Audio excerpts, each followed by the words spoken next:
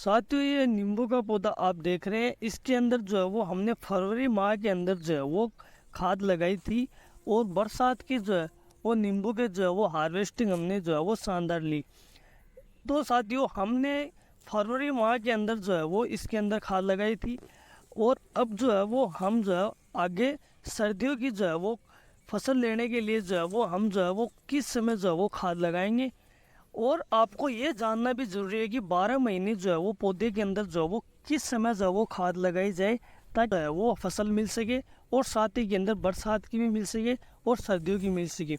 इनका एक समय होता है, उस समय हमें जो है वो खाद लगानी होती है। वो खाद के अंदर भी स्पेशल खाद जो है वो लगानी होती है जिसके अंदर पौधे के अंदर मुख्य पोषण तत्व है और जो माइक्रो न्यूट्रिएंट्स की पूर्ति जो है वो संपूर्ण हो सके। ऐसा नहीं है कि हमें गोबर खाद दे देनी है और हमें छोड़ देना है। इससे जो है वो पौधे के अंदर जो है गोबर खाद से जो है न तो नाइट्रोजन की पूर्ति होती है, न फास्फोरस की, न पोटेशियम की। और इसकी वजह से जो है वो पौधे के अंदर अगर फूल आ भी गए तो फूल जो है वो झड़ने लग जाएंगे और अगर कुछ फल बन गए तो वो फल जो है वो छोटे छोटे होकर जो है वो गिरने लगते हैं। देखते हैं आपके भी पौधे के अंदर ऐसी समस्या आती है तो आपको ये बात का ध्यान रख लेना है कि पौधे के अंदर जो है वो अच्छी से अच्छी जो है वो खाद लगाने की आवश्यकता होती है।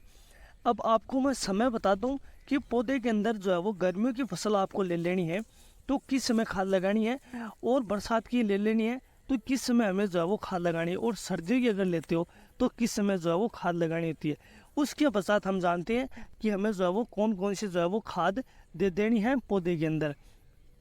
तो साथियों, गर्मियों की अगर हमें फसल लेनी है तो सितंबर के एंड में या अक्टूबर के अंदर जो है वो हमें खाद लगा देनी है।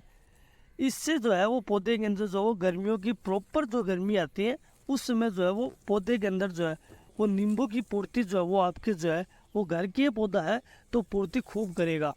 अब बरसात की हमें जो है वो फसल ले लेनी है, फरवरी की शुरुआत के अंदर जो है वो हमें खाद लगा लेनी है। और अगर सर्दियों की हमें लेनी है तो हमें जो है वो जुलाई या फिर अगस्त के फर्स्ट सप्ताह के अंदर जो है वो हमें जो है वो खाद लगा देनी है। इससे जो है वो लेट नहीं करनी है। अब इन चीज़ों का जो समय अवधि है, इन चीज़ों की जो समय है, इन समय जो है वो हमें जो है वो 12 महीने खाद लगानी होती है। अगर हम 2 बार जो है वो खाद अगर जमकर लगा देते हैं तो वो 3 बार की काम करती है, अगर मतलब कि तीनों जो है वो समय के जो है वो फल और फूल आते हैं। अब साथियों, हमें खाद के अंदर कौन कौन सी चीज़ें लगानी है वो जान लेते हैं। उससे पहले आपसे छोटा सा निवेदन है, इस चैनल के माध्यम से आपको जो बात बताता हूँ वो जो है वो मेरी खुद की अपनाई हुई बातें हैं। इस चैनल को आप जो है वो जुड़ें ताकि मैं आपके लिए जो जानकारी लेके आते हूँ वो अनुभवी जानकारियाँ हैं और वो आपके सदैव जो है वो काम आएंगी। तो आप इस चैनल को सब्सक्राइब करें और वीडियो को लाइक करें। और अब खाद के अंदर आपको मैं बताऊँ तो गोबर की खाद जो है वो 1 साल का अगर पौधा है तो 10 kg देनी है, 2 साल का पौधा है तो 20 kg, और 3 साल का पौधा है तो 30 kg जो है वो गोबर की सड़ी गली गोबर की खाद ले लेनी है। अब वर्मी कंपोस्ट आप अगर केचुआ खाद तैयार करते हो तो उसको जो है वो प्रति पौधा जो है वो 3 से 4 किलो ले लेनी है, और अगर गोबर खाद है तो 10 kg ले लेनी है। इनको जो है इनके साथ जो है वो बोन मिल ले लेना है। मार्केट के अंदर जो है वो बोन मिल आता है जिसके अंदर नाइट्रोजन, फास्फोरस और पोटेशियम की प्रचुर मात्रा जो है वो जैविक तत्व जो है उसके अंदर मौजूद होते हैं, और अनेक प्रकार के और भी तत्व जो है वो उसके अंदर होते हैं।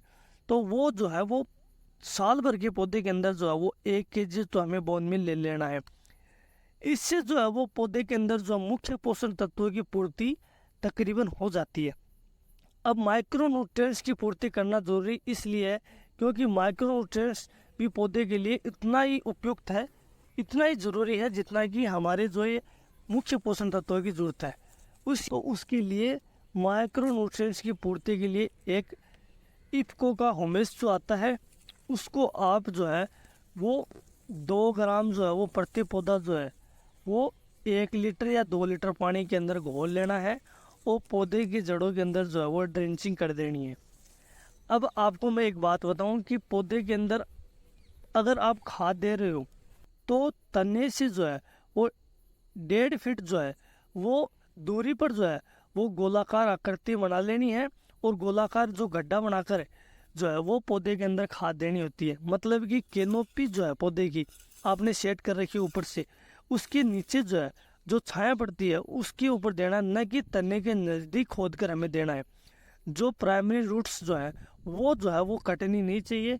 उससे आगे जो सेकेंडरी रूट्स जो आती हैं उसके नज़दीक जो है वो खाद देनी होती है। और ध्यान रहे पौधे के तने के नज़दीक जो है वो पानी नहीं लगना चाहिए। उसकी वजह से जो है वो कई समस्याएं ही नहीं, जबकि पौधे के अंदर जो है वो ग्रोथ रुक जाती है, फंगस का अटैक हो जाता है अधिक पानी की वजह से। तो पौधे के अंदर जो है वो पानी देते समय, खाद देते समय ये बातें जो है वो ध्यान रखने की होती है। इस तरीके से 12 महीने के पौधे के अंदर जो है वो पोषण प्रबंधन जो है वो होता है और भरपूर मात्रा में नींबू जो है वो हमें तोड़ने को मिलते हैं। तो इस वीडियो में इतना ही। मिलते हैं हम अगली वीडियो के अंदर कुछ अच्छी और ऐसी ही जानकारी के साथ। तब तक के लिए आप कुशल मंगल होने की कामना करता हूँ।